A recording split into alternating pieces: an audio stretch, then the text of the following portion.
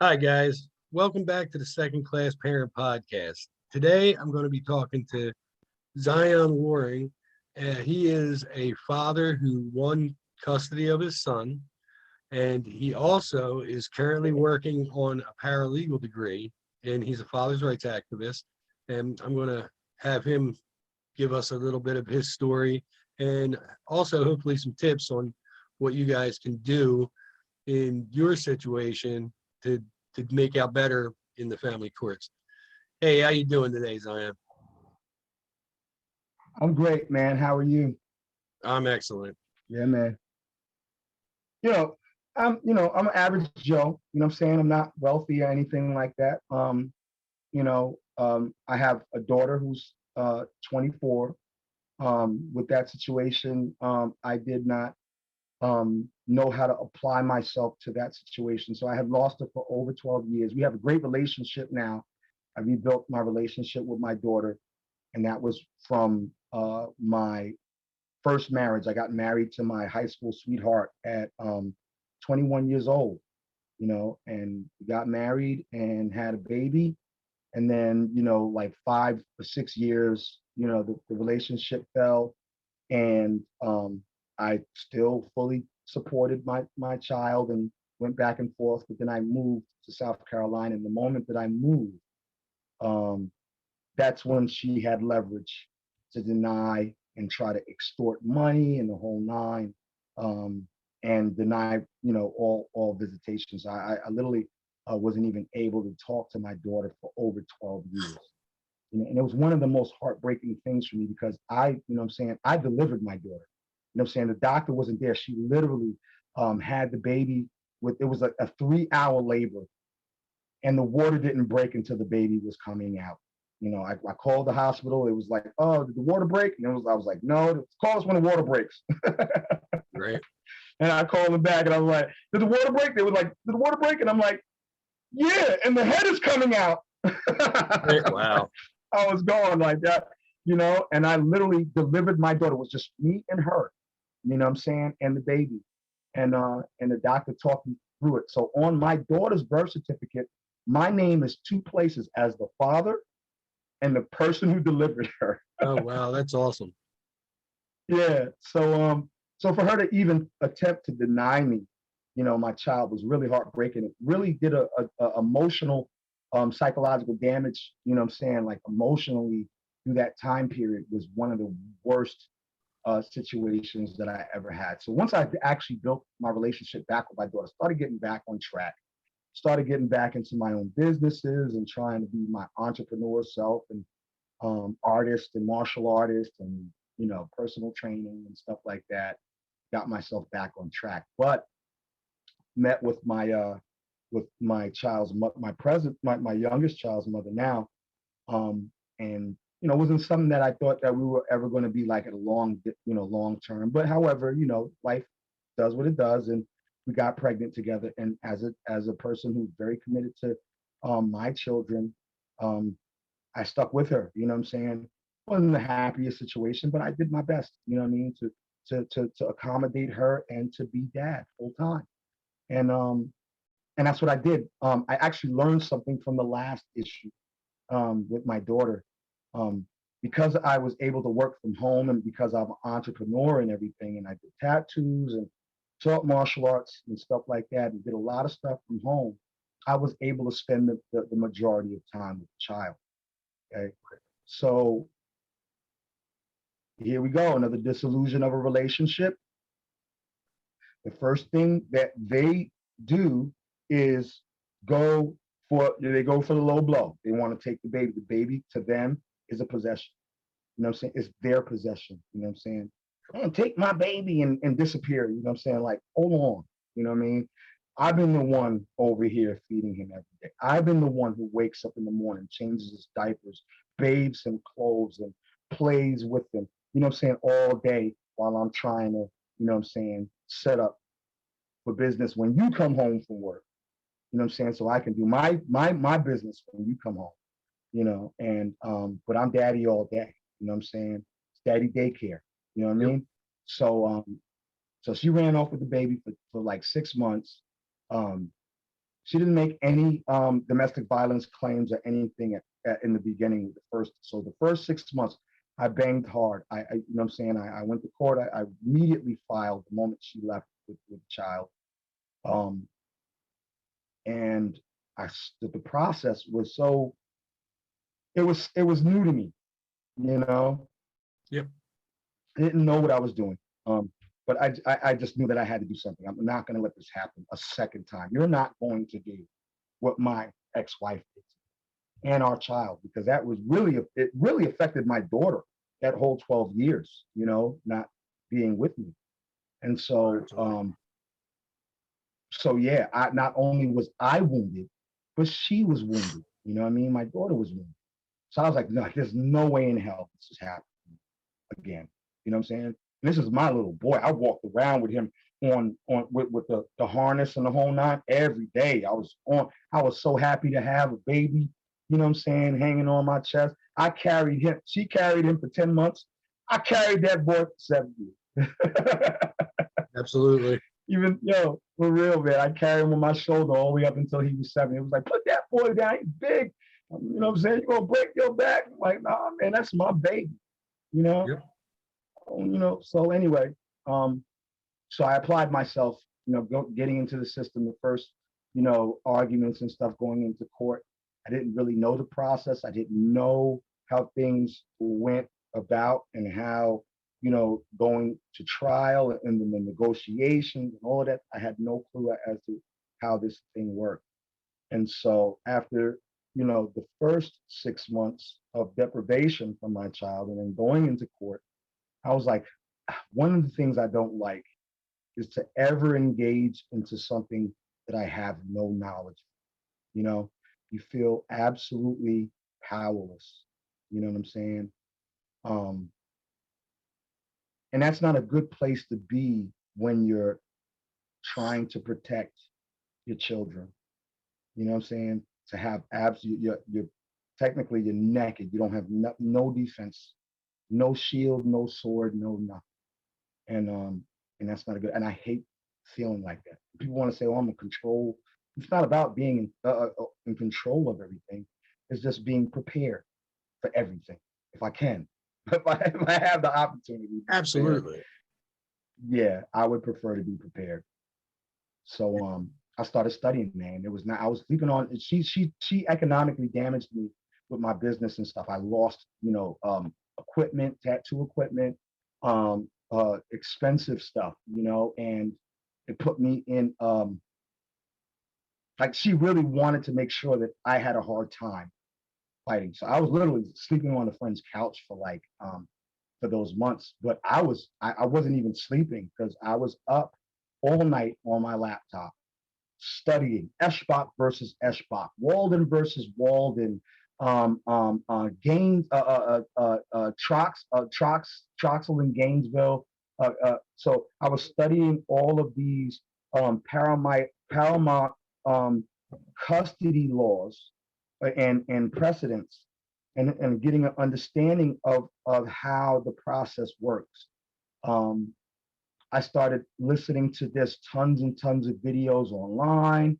Most of the time when attorneys, they give you a couple of tips and then they say, well, make sure to give us a call at such and such or find your local attorney to help you. And it's always kind of a sales pitch, never really giving you enough information so that you can be informed enough, even if you go with an attorney or if you have to represent yourself, that you're going to be positioned in court. And judges really don't like, you to represent yourself. They hate it. It's like an attack against their profession. Absolutely. Yeah. So got an attorney, a court-appointed attorney. I was broke. Here's one of the things that's very funny. I think men who make good money and are usually the main providers. Like I made good money when I was doing my own business. She made money as well. Her money was a little more stable than mine, but I came out on top. We did the numbers. However, because she actually shot me in the foot economically, she thought this would wound me and cause me not to be able to fight against her. But what it actually did is actually, a lot of guys go into this thing, placing thousands and thousands of dollars into attorney fees and court fees. And then they end up finding themselves broke and sleeping on somebody's couch sometimes. They've done everything, they spent everything, they've lost almost everything just fighting this case. I had nothing going in, and that was actually the best thing. It's messed up. Yeah. The system works for you for either the mother to go into the system of social services, and then social services, that brings that generates the dollars from child support, et cetera, et cetera. They want somebody in the system. I never, in all of my 38 years before I had this situation with my son's mother, I don't even believe in saying social services and all of that stuff. I am, not that I've never had hard times, but I always was like, either I'm either going to sink or swim myself. I don't want the state's help, but in this situation, I had to take it.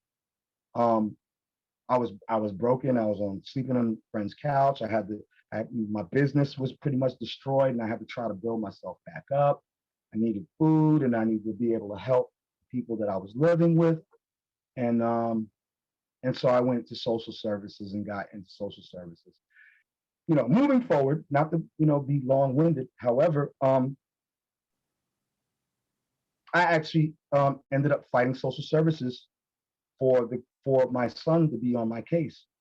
It was like, well, the child's with the mother and this, that, and the other. And I said, well, that's disparate treatment. That's discriminatory because I'm the primary caregiver of the child. Just because she's actually withholding the child from me right now does not mean that the child should not be on my case. And so we went through this whole process. And then when I finally actually got the 50-50, I actually won the 50-50 in that first, I ended up going to fair hearings. And I said, listen, the child is with me. Well, she's the mother and this, that, and the other. And I said, but technically, according to, and that's when I found that law from the federal USC law. I found that USC 26 is all about taxes. At the end of the day, it doesn't seem like it has anything to do with custody. However, it does, because if you have more time with the child, then you're the person who files for the child in tax, right? That's federal. If you're filing for the child for taxes, then that makes you the custodial parent. So when I went to the fair hearing, I said, I'm the custodial parent. Well, it's 50-50. I said, no, USC 26, I gave him the whole thing, states that the person, even in the shared custody agreement, that has 24 more hours than the other parent, meaning that I have 183 days and she has 182 days. According to federal law, I am the custodial parent. Right. It's basically evoking the supremacy clause. Yes. I mean, you know what I'm saying? Yeah, so, absolutely. Right. So, so I won the fair hearing. They put the child on my social services. Now she goes to social services and tries to attack me for child support. And I used the same thing. I said, listen, I don't really want to do child support, but technically speaking, if anybody's going to, be placed in the system to be an obligor and the obligee, USC 26 USC law, I think it's 1054 or 1055 or something like that. States that in the shared custody agreement, blah, blah, blah, this, that, and the other. And so therefore, the only person that really would be the obligor, unless you guys are going to be discriminatory because of my gender, I'm technically the person who should be receiving child support. And Correct. The magistrate, her whole neck got red. She stood up and you could see the estrogen just going crazy in that room. So she says, the magistrate comes back out and she's like, I'll send you guys the decision in the mail within the next 10 to 15 days. And sure enough, when that mail came, I was sweating, man. I was like, I don't know what's gonna happen, this, that, and the other. got the mail back. I won with prejudice, you know, and that was the second social service attorney that I had to face. I had to face the first social service attorney in fair hearings. The second social service attorney came at, you know, when you go to child support court, if you can't afford an attorney, you're on your own. Yep. You're butt naked in court, and social services got her. You know what I'm saying? She's got an attorney. She's got a seasoned, you know what I'm saying, attorney who's been in the field for 50 years, and I'm over here butt naked with my suit and tie on.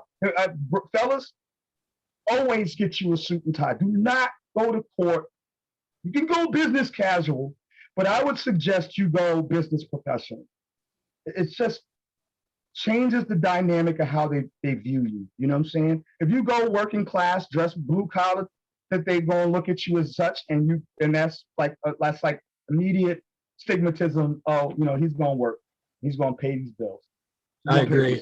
Right? I agree 100%. Yeah. And I told you when we were talking before, I had a similar experience in child support court.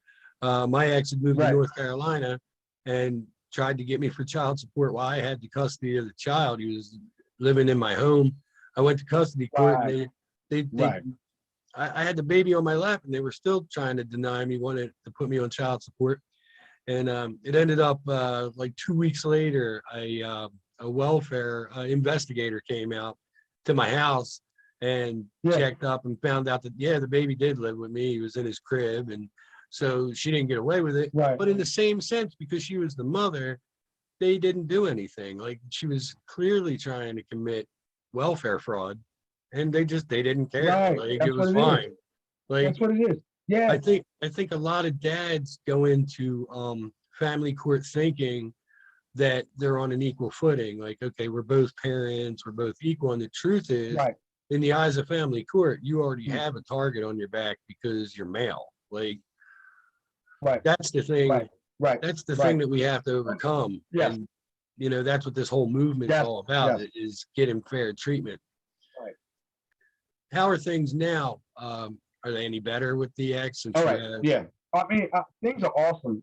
They're awesome now. My son is with me. She drops him off on Sunday at 3:30.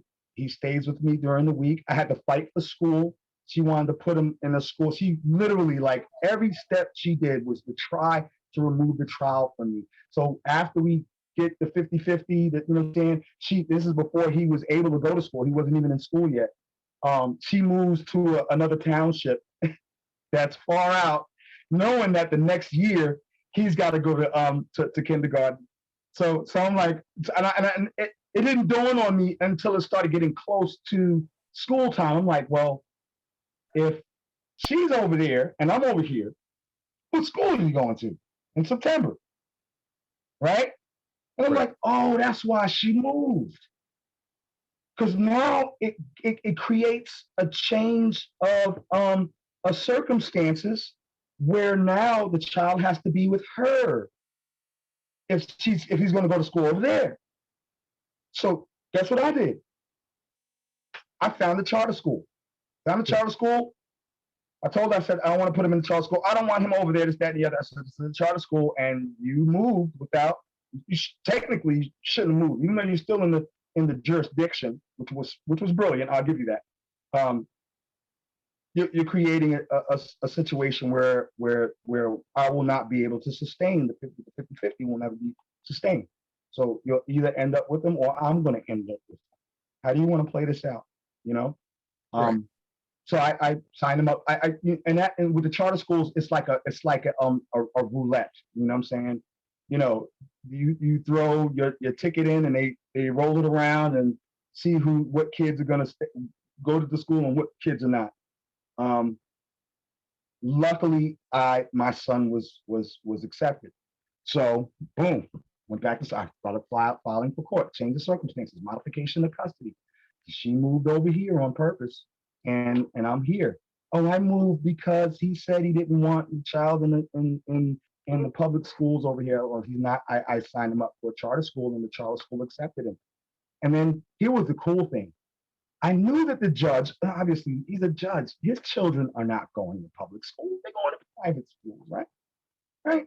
Right. You know, standard So I said, well, Mr. Waring, why would you sign him up to a charter school if you guys knew that you were in agreement? I said, for one, I was in an agreement with her moving over to another township where it would actually cause a discrepancy between our ability to continue our shared custody.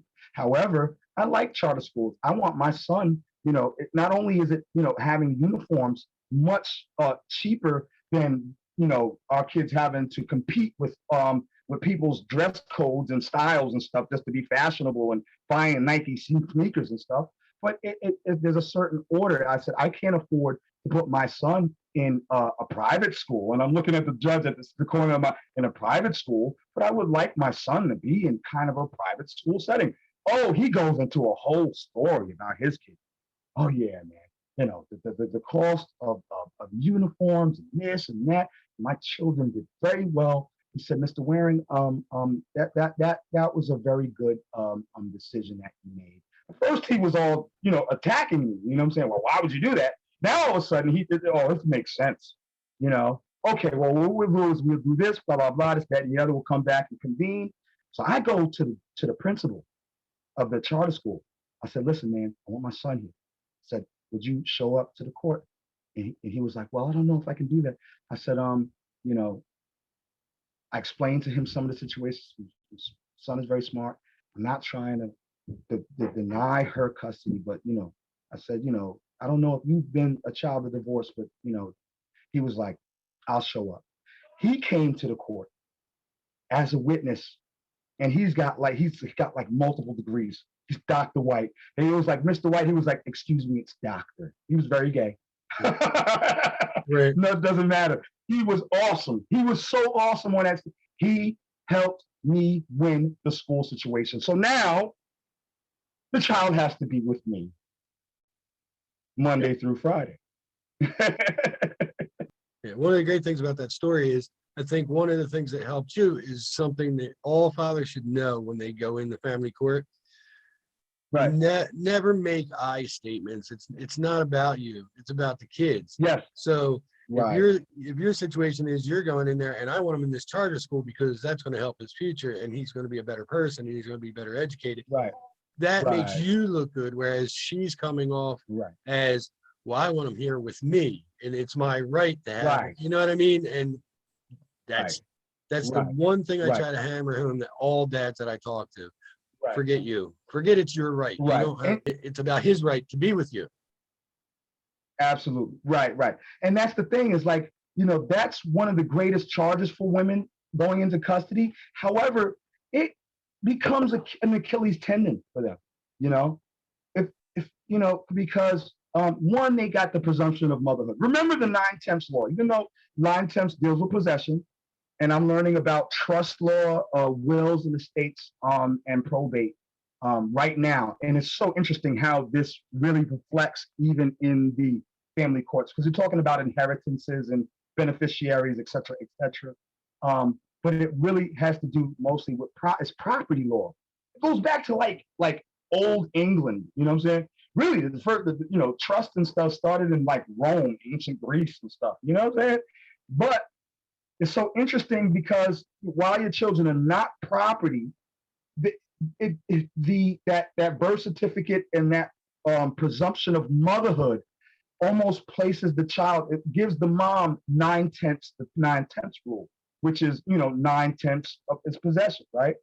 So if it's in my pocket, 9/10 of the law, right? You know what I'm saying? People learn that in criminal court. People learn that in civil court. Absolutely. So, that's also one of the reasons why when you're going through, like if you're married or if you're living with somebody and you both own the house, that's why if you're getting ready to split, you never leave the house. Make them leave if they want to leave. Right. But don't leave, because once you leave, they have possession. And you also, they'll say you abandoned the family and all that. Never ever leave. Right. I never left. She always left and ran with the child, And I was like, yo, I'm still here. This is the child's domicile. Okay. So I would file a show cause. I filed multiple show causes where she was actually told to return the child unless, you know what I'm saying? If you do not return the child within such and such days, you know what I'm saying? the courts will have to blah, blah, blah, whatever. You know what I'm saying? So I learned that. I was like, okay, like I'm still in the child's this is the domicile. This is the cradle. You know what I'm saying? Right. Even though she's the mom, I'm still here. So then that's when they start going into, that's why, you know, they call it the silver bullet. These attorneys, you know, they'll tell them, well, have you ever gotten into a domestic issue? Did you ever hit you? No. Has you ever yelled at you? Did you ever? Do you feel afraid for yourself? You know what I'm saying? Yep. Oh yeah, because I ran off with the baby. You know what I'm saying? Okay, so you know we'll file order protection, Absolutely. and that's called a civil bullet. So immediately, right, they go to attacking your character. They go to making you out to be the villain immediately. That's how they protect themselves. You got to be very careful about that. You know, I'll tell dudes right now. I know a couple of guys whose females have put their hands out. I said, "Yo, file order protection." No, man, I don't want to do that. No, I'm dying. You know, bro, you don't file that order protection, she will. You just got your butt kicked and you didn't do that. You stood there like a man. You took it, you know, she slapped you on your face, spit in your face, threw stuff at you, and you took it like a man. However, guess who's going to be, guess who's going to file for an order of protection? Yep. And it's encouraged. It's encouraged by the lawyers, and it's encouraged because they know that even when it comes out in court that it isn't true, they're not going to do anything to mom. Like if you make accusation against somebody that they assaulted you, they abused your kids, whatever it is that you're making, and it comes out to not be true, that should be a criminal. Right. It should be prosecuted. It's perjury. Right. It should be prosecuted, and it never is. It's ridiculous. Right. It really is. It really is. You know. I've actually come to a point where I tell people, like, to find out what kind of state you live in. Like if you live in, there's what they call a single recorder state, which is if you are a party to a conversation, you can record without them knowing it. It depends on what state you live in, and you should always check with a lawyer and check your spot. But if you're in a single party consent state, one party. If you're in a one party consent state, record everything. Everything. You know what I mean? New York is a single. New York is a single party state, and I literally uploaded Bo call recorder on my phone, so every single phone call was recorded. You know what I'm saying? We never had to get to that point. When I was going, when I was going through my issue with my son's mother, who was a drug addict, she had a CPS case. And they came and because they placed my son with me because of her drug issue, they wanted to come and inspect my house every month and crawl up my butt and try to find stuff wrong with me. Right. And single party consent state, I recorded every conversation I had with typists. So when they turned around and they tried to pull some, I didn't say that, I was like, really? Because I record everything. And you would not believe the look on their face when they found out they couldn't lie. Like, I had a similar issue I had to deal with CPS 7 times. After so remember when I told you I won the child support, right? The moment that piece of mail came in and I received that mail that said that I won the child support with prejudice. I mean, they didn't charge her much. It was like freaking $25 a month. You know what I'm saying? Nothing. It wasn't even about that for me. It wasn't even about the money. It was just about the freaking audacity that she would, attempt to do that, after I won 50-50.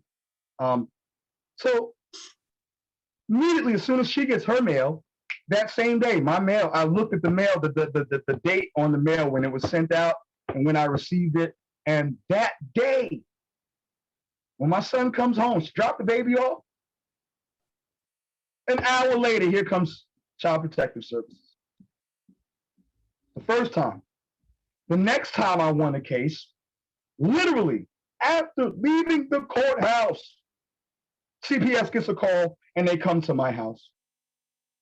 I said, you see that this is, we still have to check and this, that, and the other. I said, okay, all right, cool. You know what I mean? Let them in. They saw my apartment. They saw all of the toys and stuff around. It was my apartment is more of my son's apartment than it is, it's my apartment, but it's his apartment. You know what I'm saying? We got toys and collectibles all over the place. You know what I'm saying? Dogs and plushies and stuff everywhere. So they're like, okay, this is adequate, blah, blah, and then, and then here we go again, back to court, this, that, and the other, one for the school thing. Bam, you know what I'm saying? Here comes CPS again. I said, you guys do note that every single time, and you guys got record of the court dates because, you know what I'm saying, social services has those in record. Right. Every time the court doesn't go in her favor, she calls you. I said, this is actually harassment. It was like, well, you can't really do anything. So I actually went and studied social service law. The next time, okay, so that was like 3 times they came, and then here comes the 4th time. Here they come again. I said, this is right directly again, right after a court hearing, and it didn't go her way, and here you guys come, and it's all women coming, you know what I'm saying? Yep. Coming and looking at me like, what I'm saying, here's this dreadlock black male and the whole nine, and but the baby's running around, he's happy, he's smiling and stuff, and okay, I see what you got, blah blah, and I said, listen, I'm going to have to talk to your supervising manager because there is a provision in Social Service Act that requires you, after continuously receiving false statements, to report that to the district attorney. I never read that before. I said, well, you haven't, apparently, then they're not training you properly, because it's right here. It's Social Service Act 400.5 in New York State, right here in Onondaga County. That you should know that. It's the very last Social Service Act. How don't you know the last one? Right. Because that's how the Social Service Act ends, with your duty to report false allegations. Oh, I have to take that up with okay, good. I'll look it up when I get, okay, yeah. Here we go again. Wow. Another freaking social service. I said, listen, I told you guys before. This continues to happen.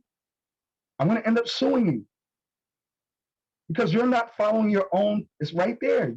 How don't you know that you are required to report to the courts that somebody's making false allegations? Or they stop. Mr. Warren, you're right. You know what I'm saying? Went up to the social service building, had a freaking whole discussion with one of the day supervisors there. I was like, did you know about this? I've never read that before, but it's right here. It's right here. How do you not read that? So because it fills your pockets, anytime somebody calls, you guys just go out and freaking harass somebody. Right. Well, a lot of people don't realize but you're not going to do what it takes to protect the children from this continued harassment. Well, a lot of people don't realize it, but the truth is that social services, CPS, they're all under Title 4D as well. And the thing with children is the family court system always say it's about the best interest of the child. But the truth is, to the family court system, the child is a dollar sign. All right. Do you know that if CPS places a child in foster care, they get $4,000 to $8,000 from the state, or to the state from the federal government? It's just another kickback. It's like child trafficking. Right. The so children are cattle. When they go in there, they're not going in there with the idea of keeping your family together. They're not going in there with the idea of proving that you're not doing wrong. Their idea is, let's find out what we can find out, and if we can get this kid out of here, hey, cha-ching. Right. You know what I mean? That's my personal belief on it. Right. I encourage anybody, it's under the Social Security Administration. I encourage anybody, any dad that wants to see what family court's about, to look up Title 4D, because it's all about paying the state for child support, paying the state for putting kids in foster care. None of it is in the best interest of the child. I've seen states like Texas where in the family court orders for judges, it says their first directive is to maximize Title 4D funds, which means they go into court looking for the parent, normally the dad, to put them on every other weekend visitation Yes. because that makes them have to pay the Visitation. most amount of child support, which makes the state Right. get the most amount of money back for collecting Right. child support. It's Right. ridiculous and it's illegal. Right. It oils the machine, well-oiled machine. It oils the machine. You know, absolutely. I know that, it's absolutely, like I said, discriminatory practices can be used, even in, what I'm saying, this is legal, can be used if it benefits the state. Right. Are you familiar with the John Mast story? Not sure. All right. John Mast was an alienated father. All right. Right. His wife ran from the state they lived into another state and tried with the kids, tried to file for divorce. But he realized she wasn't coming back, so he filed for divorce first in his state. And the mother tried the silver bullet method. She went and she got a restraining order. She said he was abusive towards her, said that they were in a restaurant and that during the meal, he actually beat her up. Right. Unfortunately for her, the restaurant kept video surveillance footage of the restaurant. So his lawyer got a hold of the video footage from that night and he never touched her. So she came out as a liar. Right. He ended up winning custodial parent and got custody of the kids. Right. It gets better.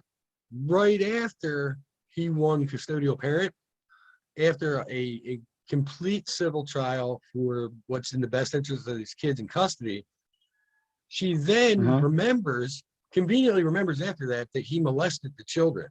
So she reports that to CPS and they go in and they take the kids off him and give them back to her. All right. So he ends up having to fight it for 3 years, right, to try to prove his innocence. He went to the best psychologist in the country.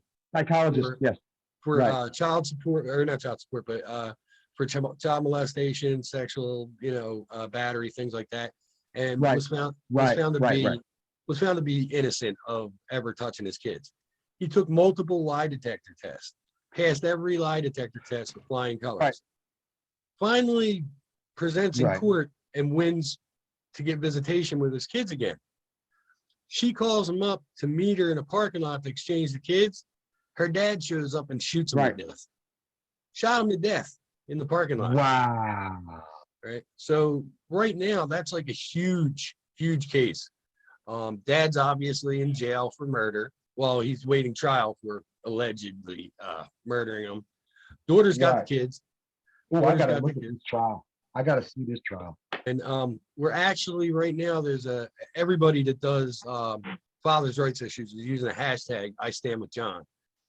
This poor guy is an absolute victim, and it could be you, man. It could be me. It could be any dad that's ever fought for custody of your kids because of the way this system is set up. I felt threatened by her, but I felt threatened by my child's mother's father. He came out one day when I came to serve papers with a gun. My son is mixed, you know what I'm saying? She's German, you know what I'm saying? I'm mixed. I come from mixed, background. Just because I'm brown doesn't mean I'm all the way African American. I'm Native American and I have European as well as African American bloodline. My great grandfather is Judge Julius Waties Waring, the whitest federal court judges. But if it wasn't for him, there would have been no Brown versus the Board of Education. Yep. Because of the laws that he enacted in the federal court, he made it possible for Brown versus the Board of Education. Wow. And they chased him out of Charleston, South Carolina after that. Well, here's chased him out. He went, he had here's one that'll blow your mind. Here's one that'll blow your mind. Yeah. The only grandfather that I ever knew, my maternal grandfather, was Filipino. Right. And Right. obviously you don't get more white than me, you know what I mean? So you know what I mean? Right. You never know. People think that everything is based on color. Absolutely. My son, very, very, very light skinned, very handsome young man. That's my mom. That's my dad in that picture. I don't know if you can see. But I'll show you a picture of my little boy, man. I'm very, very proud of my son. He's just the As you should be. awesomest kid, you know, in As the you should world. be. He's very, very brilliant. I spent a lot of time teaching him science and all kinds of stuff. He's got awards, you know what I'm saying, from the school that, you know, I fought to get him in, you know. That's my little handsome young man. Very cute. And very brilliant. And you know, so so yeah, like, you know, dealing with some of the things that the hurdles that we have to go through, and then the threats, you know, even now when her and her parents drop off the baby to me, you know, I still call him a baby. He's 8 now. They smile but it's so, hold on one second. They smile and you know, and it's so phony, you know. Yo, hey, I'm in the middle of a podcast. Sorry, man. You're good. Yeah, it's one of my buddies from next door. He's a father of his 2 children, and I'm helping him, you know what I'm saying, get back with his kids. You know what I'm saying? He had his daughter here one day. I said, yo, bro, you gotta pick yourself up, man. You got a daughter, you got a son, and then the baby girl comes over and hangs out in the apartment. This is not the best apartment in the world. It's just very cheap, but it's a cost effective. And I know my plan, what I'm gonna do. So I'm staying here until I'm financially in an ability to make a good move for my little boy. So anyway, you know, he brings his daughter. She's beautiful little girl. And I gave her a little Wonder Woman toy because we got all the collectibles and stuff. So I gave her a Wonder Woman toy, and she's just the sweetest little thing. And then his son comes over. So, you know, I'm all about dads, man. You know what I'm saying? My dad went through the 10-year doctrine. My dad fought for us. We didn't know. We were so young. We didn't know. And then, you know, the denial and stuff like that, and the contention between mom and my dad, you know, it was so wounding to me and my brothers that, you know, saying just growing, it's like there's such a legacy behind this. And funny thing is, with all of the suffering that my dad went through, you know, with the loss of his children, 5 boys, 4 of us are all full-time primary custodial fathers. Awesome. 4 out of 5. Somehow, I feel like my dad is somewhere, you know, on high. Absolutely. You know what I'm saying? Like, he's doing some work over here because all of us got our boys. You know what I'm saying? We got our daughters and our boys. And so, you know, but yeah, this court system is crazy. And the presumption of motherhood, the cultural thinking that, you know, mom is supposed to always have the child. Do you know, prior to the 10 years doctrine, when a man and a woman divorced, the woman would leave the children with the man, with the father. Yep. It would make her more viable option to be married again. Yep. Because she's not coming into another relationship with financial, you know, the burden. And dad takes care of the kid. Yep. And you know, what's funny about that is child support in general. All right. Yeah. Yeah. A lot of people have no idea why child support even exists, because it didn't exist until 1976. All right. And it was because that basically women were staying in abusive relationships because they were mostly stay-at-home moms. And if they left with the kids, they wouldn't be able to afford to support themselves or the kids. So basically, the government said, well, somebody's going to have to support them. So they chose dad. That's not the case anymore. Right. I mean, women will tell you in a heartbeat that they are every bit as responsible as men. They can do whatever a man does, bring home the bacon, fry it up in a pan, all right, whatever. And that's not untrue. I mean, women have great careers now. So, like, that being said, at this point, like, to me, child support is ludicrous because you have to provide yourself a place to live. You have to provide yourself food. You have to provide yourself transportation. Right. And it's unconstitutional. It's really, it's a debtor's court, right? It's a debtor's court. It is. That's unconstitutional. Right. And honestly, the way that it should work, if you want to be realistic about it, is if you can't afford to have the child 100% of the time or 90% of the time, then you should split the child 50% of the time. Right. If you can't afford to do that, you let the parent that can afford to support the child be the primary parent. Right. It's nobody's job to, pick up Right. somebody else's shortfalls. You know what I mean? Like, that's just the truth. Like, right. Yes. And men have no reproductive rights whatsoever anyway. Like, if you go and you get a girl pregnant, right, and she decides she's not ready to be a mom yet, she just tells you to go screw yourself. I'm having an abortion. But in the same sense, if you get a girl pregnant and you're like, oh my God, I'm not ready to be a dad, and you go to her, she can say, go screw yourself. You're going to pay me for 18 years.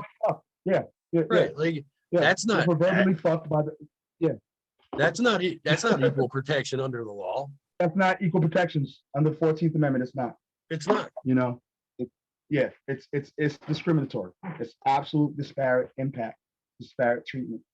And I can say that because I have custody of my son, and I have not once ever asked for, nor would I accept child support from his mother. He lives with me. I look at it as it's my responsibility to take care of him. Listen, the only reason I even argued that was because she was throwing me under the bus, and the courts were going to choose somebody. No, I get it. You understand what I'm saying? I haven't enforced it at all. She hasn't paid a cent in 5 years of child support. Right, she hasn't. Do I give her? But she's the one under the obligation. She's the one under the scrutiny, not me. And and you know what? Better her than me. Right, and she hasn't paid it. Right. Now let me ask. Trying to play this chess game, this cruel game. Here you dig your own grave. Let me ask you this: she hasn't paid it in all that time, right? Have they ever once put her in jail? Have they ever once suspended her driver's license? Have they ever once taken away her professional licenses or anything like that? No. What she you know why? She's playing this game. She's playing a psychological game now. So what really works against her. So now she tried to play the battered woman syndrome thing. So she goes to treatment. Come to find out, now she's claiming that she has so now she's literally living off of the system, because if you're in social services will not enforce child support upon you because it becomes a conflict of interest. So what she's doing right now strategically, because she can work. She's not a dumb girl, okay? She's had multiple managing positions. You know what I'm saying? I got her a job because she was like managing fast food restaurants and stuff when I met her. And then I said, listen, you know what I'm saying? Like, get out of the fast food thing and go to Sutherland's and get yourself a cubicle and a desk job where you can dress nice and not have to smell like hamburger every time you come home. And so she did that, freaking goddamn made great money while I, did my tattoos and martial arts training here and there from home and with my little boy. My son loved it. I would do one-on-one training and people would pay me for the training, or I'd do tattoos and stuff like that, and my son would be running back and forth. And so, I made really good money. Sometimes I would take trips to New York, take a weekend, if she had a weekend off, I'm going in Long Island, boom, I go out there, tattoo like 5 people and come back with $3,000, in a weekend, my earning potential was greater than hers, during certain seasons, obviously. But she's playing this game. Well, now I have sleep apnea and this, that, and the other. You never had a problem sleeping since I've ever known you. Right. You sleep hard as a rock. Like, you close your eyes and you're asleep. It takes me a moment to fall asleep. Like, it don't take her nothing. She lays down, she's gone. Right. She's in REM state immediately. Right. And all of a sudden now you have sleep apnea. Right. So she maintains this position where she's the victim, she's, the broken, and what it does is, while I'm in college going for paralegal studies, that she wants to go and take me to court. Well, he's going to work and this, that, and the other, but I'm home every day. Well, but you're the one who's in mental health care. How can you argue that? Right. That you're not thinking. A lot of and I say sisters, but women in general, they have this attitude that the system is supposed to accommodate them. You know what I'm saying? It's supposed to feel some sense of oh, poor baby, a damsel in distress. Yeah. You Well, know what I'm let saying? me caveat that. That isn't all women, but that's a very large Not all. No, no, I'm group not of saying all women. women. But Yeah, yeah, yeah. but there's a reason, and it's not really their fault. The reason that women feel that way is because the government and society tell them that that's the way that Right. it's It's supposed to be cultural. from the It's a time, right, cultural. from the Right, time they're, able to speak. right, You know what I mean? right, right, right, right, And right. that's It's a what we need cultural to change. dynamic. Well, that's what we need to Right. change. And it's also a cultural dynamic for men. A lot of with me, with my daughter, because I saw my father, you know, not have custody, and I mean, my grandfather, he's been married. He's 91 years old. He's still married to my grandmother. They've been married for freaking goddamn 70 years. Only, saying like represent uh, representation of a working marriage that I have. But they lived through the freaking goddamn the Great Depression. You know what I'm Yep. saying? That's a totally different time period. Yep. They have a totally different cultural sense of how to work together. And that's funny Great because property, the whole nine. my parents were the Right, same way. They were born in the 20s and they were together right, their entire life. They got married and they right, divorced. right, They had 7 kids. I mean, right. today, like, let's be honest, today divorce is too easy. Like, it's It's like too easy, basically and right, there's financial incentives. There's right, financial incentive to divorce. right. And honestly, in my opinion, and I mean, you can tell me if I'm wrong, but in my opinion, that incentive and everything like that actually is one of the things that's impacting the Black community like you wouldn't believe, because Absolutely, women are told you absolutely. don't need a man in your life. You don't need, what do you need a dad Right. for? Here, we'll pay for Yes. this, we'll pay for that, whatever. And then do Right. they really pay it? Right. No, they give them enough so that they can get by. They can scrape by. But they've already Right. Right.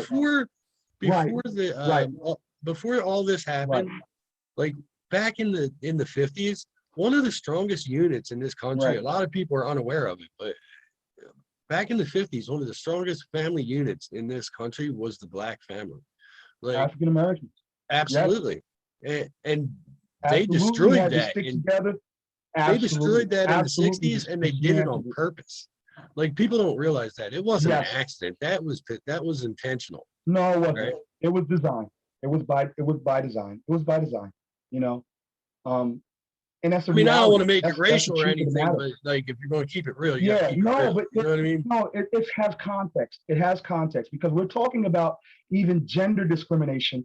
Racial discrimination has a lot to do, what I'm saying, with some of these things as well. So, we're talking about a broad spectrum of discrimination. We're talking about, first and foremost, gender discrimination against fathers. And here's the funny thing. The funny thing is a lot of I don't like to use that term white because I think that was like created in like the 17th century after the Bacon Rebellion, the white and black terms. Everybody went by nationality. Okay, so if you were from Ireland, you're Irish. If you're Yep. from, Israel, you're Jewish. You're Poland, you're Jewish, or Polish, Jewish. Nobody was using those terms of colorism. Right. You know what I'm saying? Up until like the Bacon Rebellion, when like blacks, Native Americans, Chinese, and white working class started fighting together against, aristocracies and stuff like that. They were like, hold on, we got to separate all these motherfuckers. Right. Well, we got to that's, create you know a class what? dichotomy. Right. But you know what? I try to tell people this all the time, and it's absolutely true. It's like me Right. and you are having a discussion right now. I mean, if people look at us, like if we're just to take a picture, I'm white, you're black. We have a lot more in common, all right, than we have different, Right. right? And people Absolutely. don't realize it's not a black and white thing. It's not an Asian thing. It's not a Hispanic thing. It's a Right. rich and poor thing, Right. right? Rich people like Right. to It's keep, class status. right. Status quo. Right. Rich people like to keep, middle class and poor people at each other's throats, because as long as we're fighting each Right. other, all right, we're not a threat to Right. their money. You know what I To mean? them. Like, Yeah. Right. like Right. everybody Because talks if we were ever to figure out what they're doing to us, you know what I'm saying? There'll be such a freaking coup d'etat. Right. that all of these rich aristocrats and whoever politicians and they would lose everything. Right. You know And what I'm saying? it's so funny. And it would change everything. And we And saw it's that. We saw that with the recent attack on the Capitol. It yep. can happen. Right. And Keep on honestly, playing with people's lives. right. And Keep playing with people's lives right. if you want to. What's funny is most average people, most poor people, most middle class people don't even know it's happening to them, because you'll see Right. you'll see people talk about, oh, Rush Limbaugh, he's a racist and he's, this and he's that. And then you'll see other people talk about Al Sharpton, he's a race baiter, he's a racist, he's this, he's that. But what people fail to understand is, Al Sharpton's a racist and Rush Limbaugh's a racist, and both of them got caught at one time or another sitting in a restaurant eating dinner together or eating lunch together. So what's that tell you? That tells you that they're rich and they have a lot in common, and they both, and the money is all that matters. It's not even the money is what matters. They're making money. They're making money keeping people at their throat. That's investments, trust funds, mutual absolutely, funds. Guys are big bowlers. You know what I'm saying? Color goes out the window. It absolutely does. Yeah. So and that's the whole. That's the trick. The trick is to keep us, blinded with petty things that keep us separated and divided from being able to unify, to actually affect change. It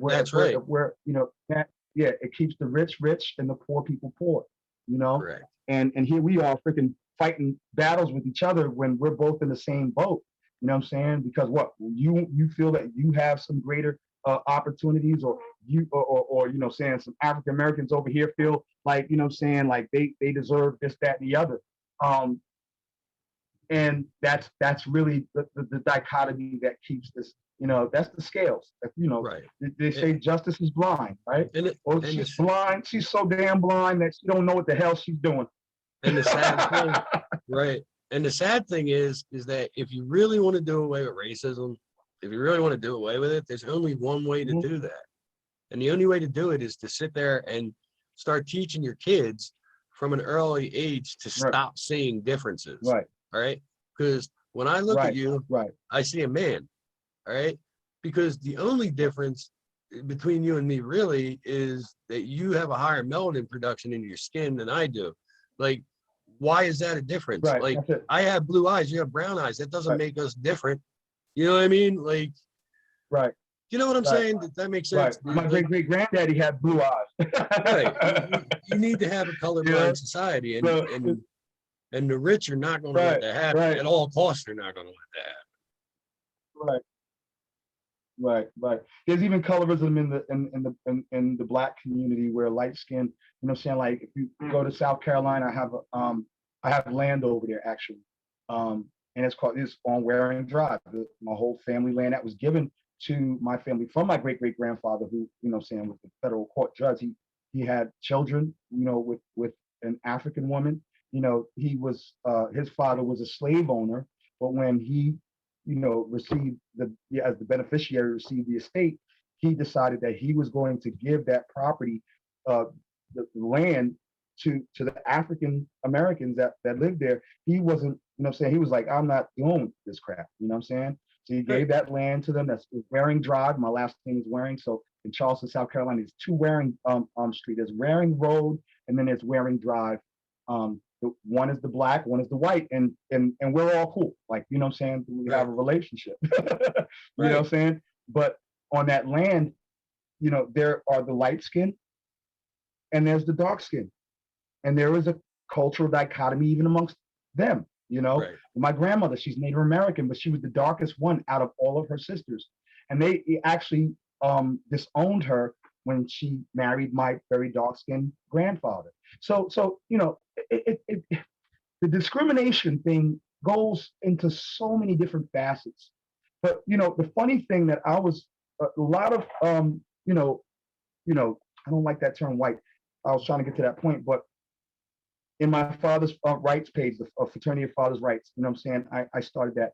fraternity of fathers legal rights. There's a lot of white guys who come in and they're like mind blown, like holy shit, this is what discrimination feels like.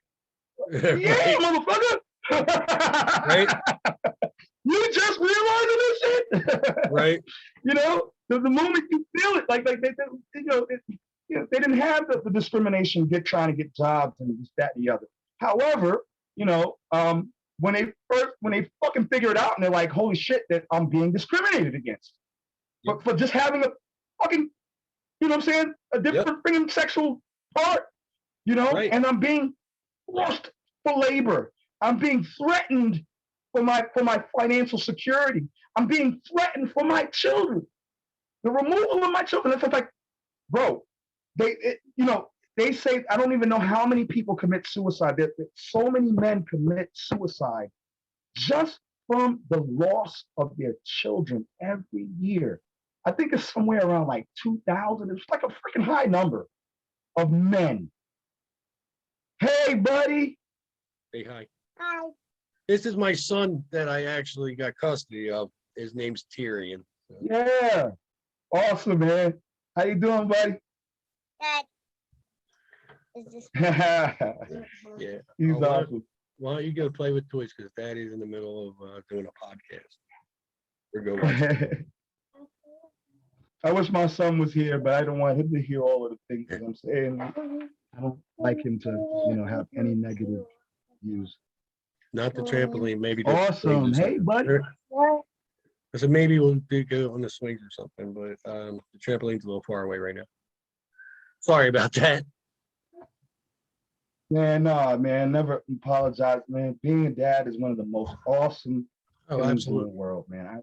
I lie to you not. I love being dad. I literally, I kind of become a hermit, and everything is about school and my desire to, help fathers and stuff like that.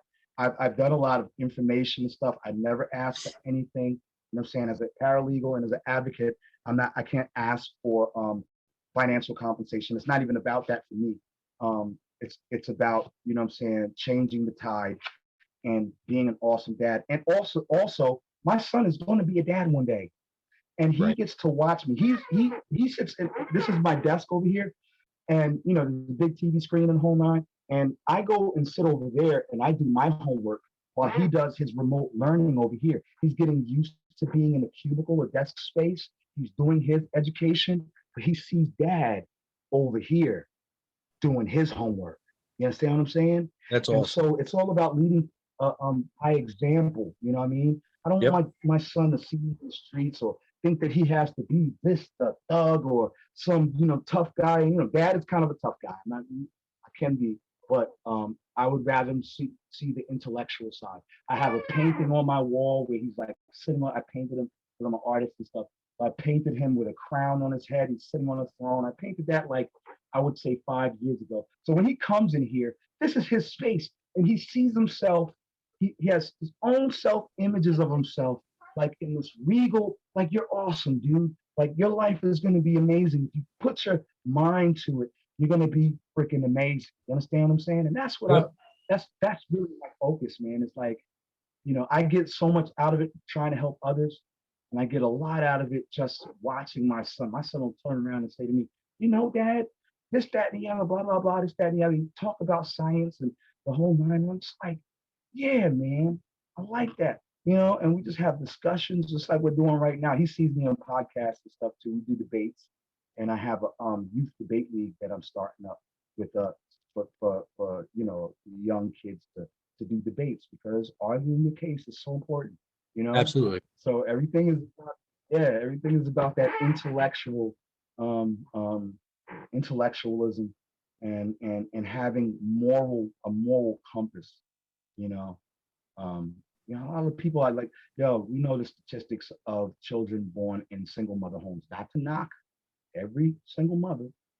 However, if you're 83% and we're 17%, and out of the 17%, those kids come out doing good, but out of the 83%, you got suicides, drug abuse, criminal.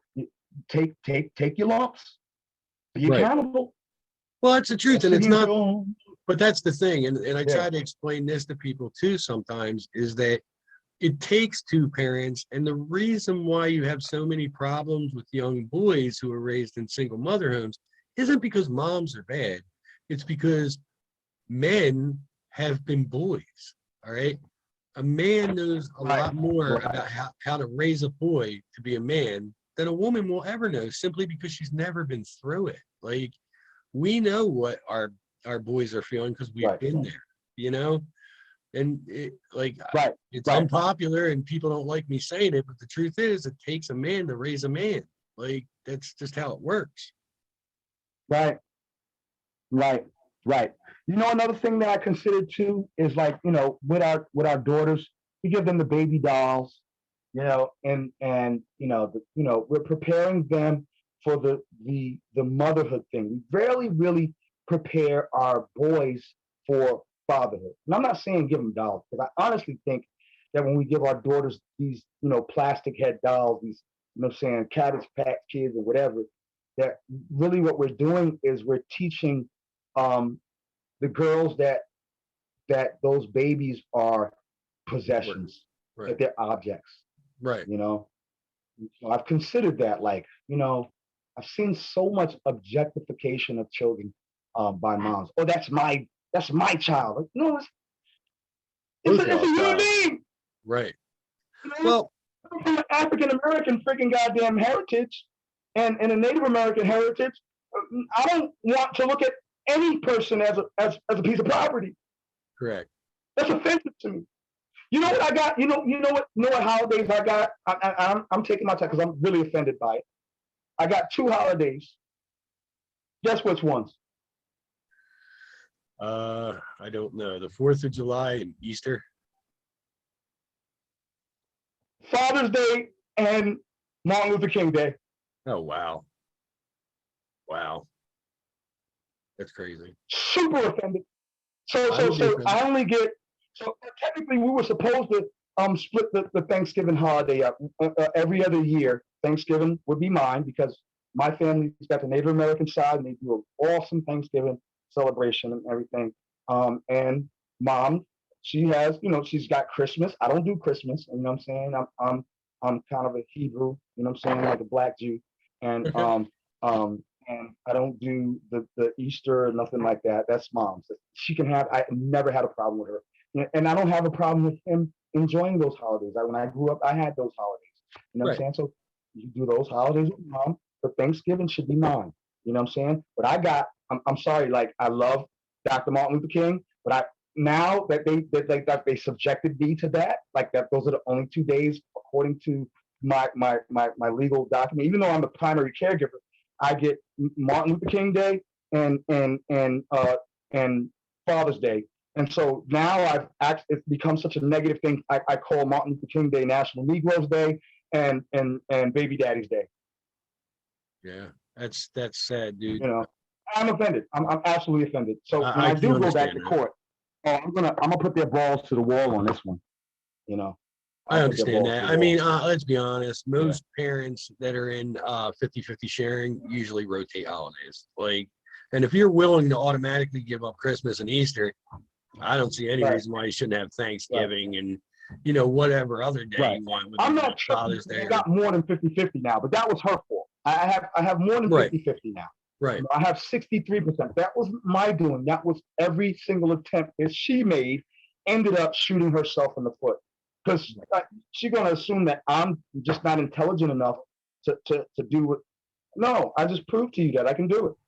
Right. You know? And on top of that, you're over here doing mental health care, and I'm, you know what I'm saying, finishing up my degree. I work for 2 attorneys. Right. Big shout out to Tina Bennett. Tina Bennett is awesome. I work with Tina Bennett. You know what I'm saying? She gave me my first paralegal opportunity, my first internship. She's great. You know what I'm saying? A lot of guys get a little uncomfortable about women being in the father's rights situation. However, Tina is really earnest about what she does and why she's doing it. You know what I'm saying? Big shout out to Richard, her husband, and Tim. Tim is the other. He's her legal assistant. He brought me in. You know what I'm saying? They asked for me. I didn't. You know, I wasn't even daring to get into the paralegal thing until after. These guys was like, yo, I love what you're doing with father's rights. Why don't you come and get the internship, blah, blah. And, you're going to school, you got your kid, come spend some time with us and, and learn the ropes. And I mean, I would go, funny thing is, the same judges that I stood before to defend my rights to my son were the same judges that I had to stand in front of the court. Hey, Mr. Warren, what are you doing here? Oh, I'm here for Miss Tina Bennett. I'm just holding her spot right now. I'm here to make a schedule change. Oh, really? You working for Ms. Bennett? Yes, sir.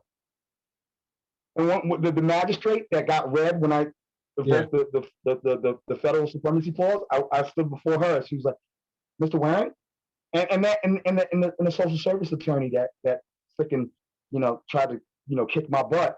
Here I come in with a briefcase, suit and tie. Mr. Warren, this is not. No, I'm here for Tina Bennett. Oh, yeah, I'm interning as a paralegal for her. I'm in school for paralegal studies, and Mrs. Bennett, I'm here to do this rescheduling. Great feeling, isn't it? Oh, so she looked at me, she smiled. The magistrate was like, very good, sir. You know what I'm saying? Yep. So, if I go to court again, they're going to look at me a whole lot different because not only have I stood in front of them to argue for my son, now I'm standing in front of them as a professional. Absolutely. So beautiful thing. What tips do you have for dads that they might not think of off the top of their head for when they're preparing to go to family court? Well, we all know that we always document everything, right? Everything is documented.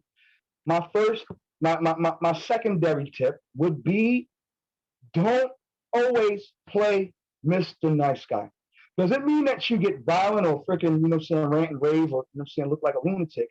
However, when you're going to court, she is trying to bury you. She's trying to put, as we say down south, put your dick in the dirt. Excuse my language. You know what I'm saying? Mm-hmm. And you're coming in here like, oh, I should be, I'm just a nice guy and, this is unfair treatment. No, this is an adversarial court system. Family court is probably more grueling than criminal court. Yeah. People's children, their lives are at stake in family court. Criminal court, people are, I'll take the plea bargain and get out of there, Yep. And family court, like, it's balls through us, dire straits. Like either somebody's going to win the child or somebody's going to lose the child, or however we want to figure this out. Because the moment you have to go to court, 50-50 custody is really up the table. They actually give you 50-50 custody by when you two part, you guys figure it out. That's your 50-50. Yep. The moment you go to court, now there's a problem that you guys can't work it out yourselves. So now somebody's got to be the primary caregiver. And we're going to get some money out of this. Absolutely. We have to figure it out for you. Now we got to get paid. Right? Yep. Absolutely. So that's the secondary thing is do not freaking sit here. It's not checkers, my dude. It's chess. Yep. Okay, it's not Uno, it's poker. Understand that you have to be strategic, step by step. Third tip, everything does not get dropped in your hand in the first court case. You're going to be doing this for a while until you get to a good, stable place. So it's all step by step. It's all one piece, one move. They move, you move. You know what I'm saying? You move. Okay? You're in the position of the black pieces. The white piece moves first, right? That's right. The aggressor. Right. The black pieces are the defense. So hey, welcome to our world, brothers. Hell yeah. Yep. You're the black piece now. So now we move strategically, step by step. Every time they make a move, you make a move. Okay? My fourth tip would be always be legally literate. Study what you can. Learn as much as you can. That's so important. Actually, should put that as the first. Because you can't play the game of chess if you don't know how to move the pieces. Correct. You know what I'm saying? Understand the process. 90% of the TV that I watch, if my son is not watching TV, I'm watching legal shows. I watch Columbo. I watch old shows, stuff that just even in my relaxation time, I'm watching freaking, you know what I'm saying, Suits and anything that has to do with law. So I'm always constantly getting this legal verbiage in my head. You know what I'm saying? I watch old shows like Matlock and, you know what I'm saying, freaking, you know what I'm saying, old shows, new shows, the practice. I watch anything that has law in it. It's awesome. Just when I'm relaxing on my downtime, you know what I mean? I'm watching TV. I'm watching something legal. I'm watching some CSI, some forensic files. I'm watching anything that has to do with law. You know, so that would be my next tip is to, you know what I'm saying, you know, spend some time actually learning some legal diction, you know, and that's easy. Watch TV and have a good time, having a drink and stuff and relaxing with your family, you know what I'm saying? And here you got Matlock on a Suits on, awesome shows, but they're always spitting that legal diction. Gotcha. Keeps you oiled a little bit yourself, you know, and always keep the faith, man. The children are worth it. Don't freaking goddamn get so depressed that you can't make it, you have to give up. You know what I'm saying? Or you're never going to win this case, or this, that, and the other. F that. Them babies are waiting for you to come home. They're waiting for you to freaking, you're Superman. You know what I'm saying?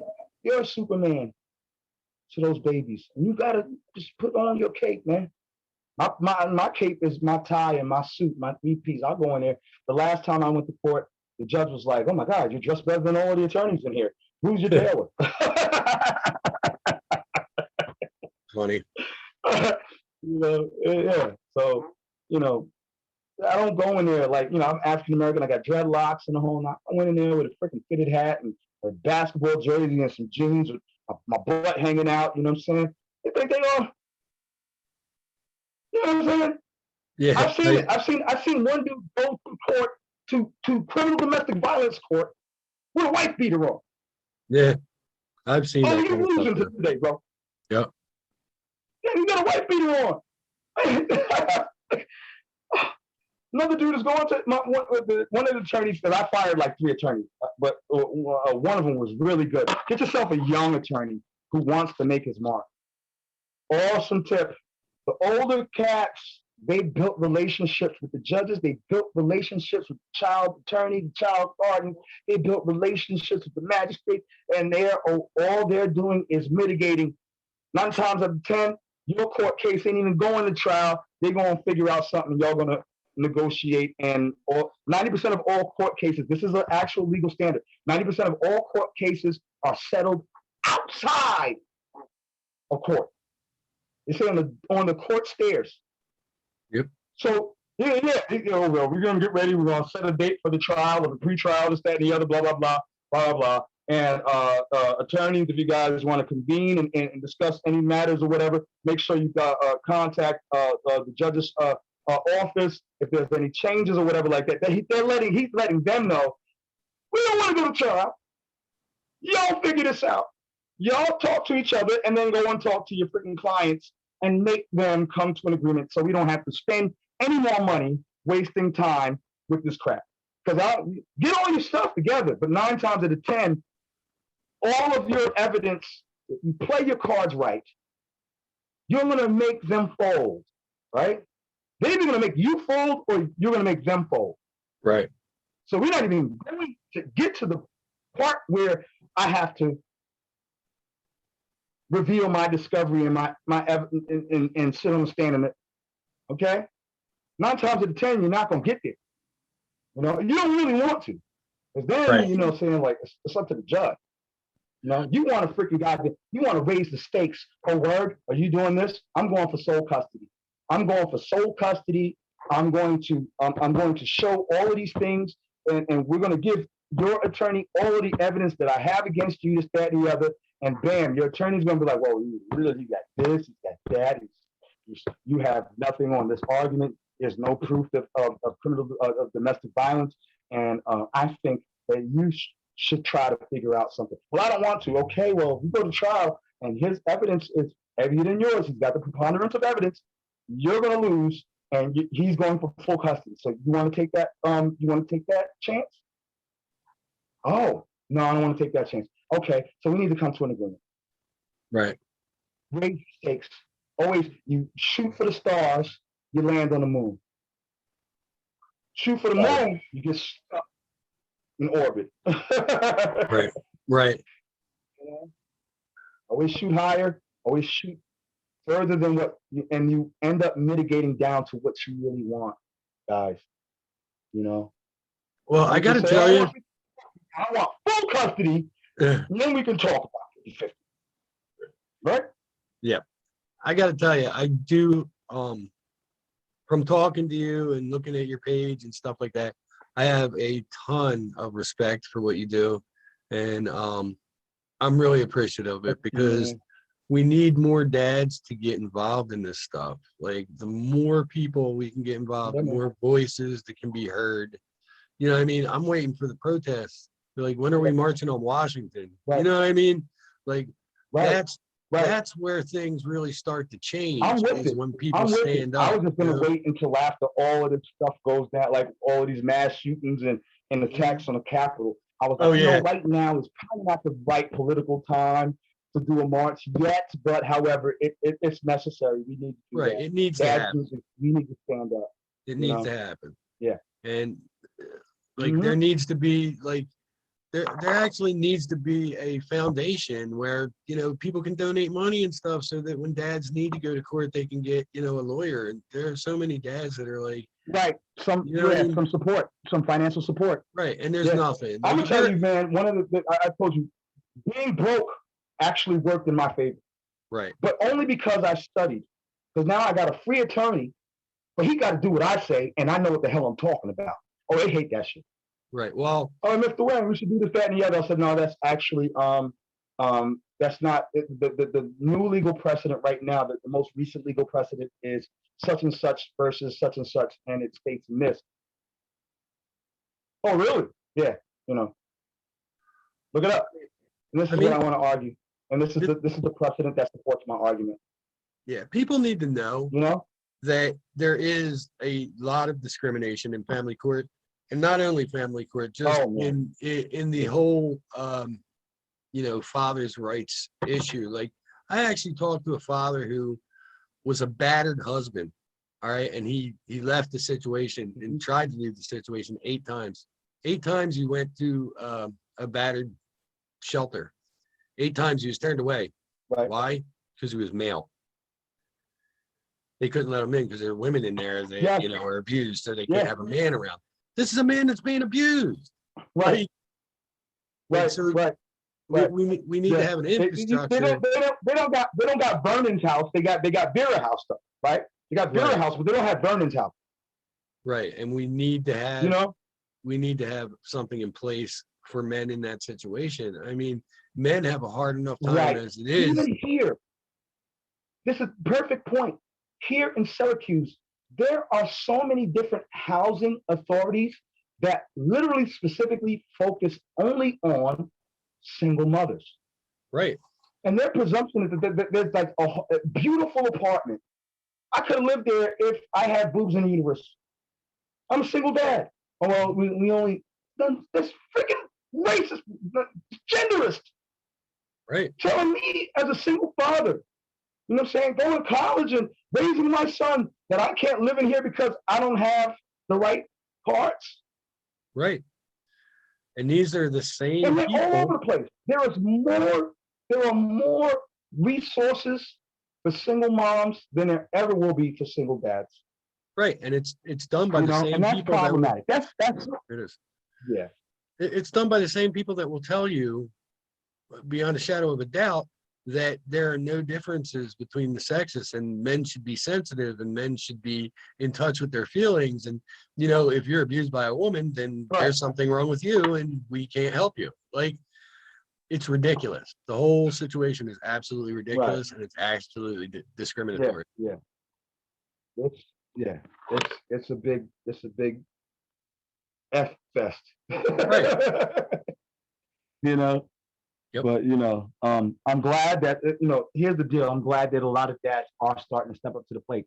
A lot of people don't realize this, but even the African American community, we've always gotten a bad rap for fatherless homes. But technically speaking, African American males are probably the second most likely to be good fathers and positive fathers in their children's lives. I think probably around that crack period, 80s and 90s, where there was like a huge, drug and gang situation where, fatherless homes in African American community was greater. But however, there's more African American males in college than there are in prison now. You know what I'm saying? Awesome. There's more African American males being dads, and raising their children, second more likely as fathers to, to gain custody of our children. And so, guys, you can do it. Do That's not awesome. get discouraged. And that's the one of the tide things. is changing. The tide is changing. Yeah, You that's just one of gotta the things stand that I strong want and to. keep pushing. Your children they're worth it. That's one of the things that I wanted to point out is that as bad as things are getting better, and there is a light at the end of the tunnel. But we gotta keep kicking butt. you can't sleep on it. Like you can't. Like we have to band together, and we have to make sure that they know that we're not going to take this crap anymore. Right. Like you seen that? You remember when they had that threshold, man? Push past that, then we're always going to have this imbalance. And then your son, he's going to be a dad one day. I don't want my son to ever cry over missing his children. You don't know how many nights I freaking goddamn was in tears when I'm over here on the computer on Google Scholar, and tears just pouring down my face. Yep. And how many of these? My heart wrenched out of my chest because I haven't seen my son in months, and I literally walked around with him on my chest. Like, that's such a painful thing, and I feel like it's such a cruelty, undue punishment, undue burden, to inflict upon a dad. You go to work, but you get to see your kid for 5 hours every other Friday. Get the F out of here with that shit. 26 chromosomes of mine and 26 chromosomes of hers. Excuse me, I'm sorry, I didn't mean to curse my. Sorry, I jumped in. Okay, I didn't want to interrupt you. Oh, sorry. Okay. So, 26 chromosomes of mine, 26 chromosomes of her. That's 50-50. What's the problem? Absolutely, brother. It's not rocket science. It's not rocket surgery. Most children need both parents emotionally to develop really awesome, stable children. You know? Well, I would love to encourage you to keep doing what you're doing, and hopefully, yes, sir, sometime in the future we'll be able to do something else together, and maybe we can get this thing under control. I have other friends that do podcasts, and I will definitely pass your name along to some of them. Yeah, I'm gonna share this once you post it up. I'm gonna share this podcast to all of my. I got multiple platforms that I'm involved in, and I have, and I'm gonna spread this out, man. Let this, I'm gonna send it to Tina Bennett and to some of the other attorneys and stuff that I know on my Facebook page. And, yeah, man. Do not be a stranger. Going, man. I said my slogan is keep fighting the good fight, man. Keep fighting that good fight. Absolutely. I'm always on Facebook, Instagram, Twitter, whatever, and don't be a stranger. If you're having a hard time, if things aren't going right for you, whatever, you can always reach out to me. I'm always good to listen. I appreciate you, man. Thanks, man. And I appreciate everything you're doing. And I think we probably touched on most stuff that we need to touch on today. And we talked broad. Yeah, it was very broad, but yeah, it was very great. Detailed. I think it was definitely a good conversation. I appreciate it, man. Hopefully, other people get to watch it and listen to it, and hopefully they get something they can take away from it that helps their situation. But I guess with that, man. I guess with that, we'll end it. And like I said, don't be a stranger. I'm always available to chat. Absolutely, man. Yep, we'll keep in touch. Definitely, man. All right, my friend. You have a good one. You too, man. Shabbat shalom, people.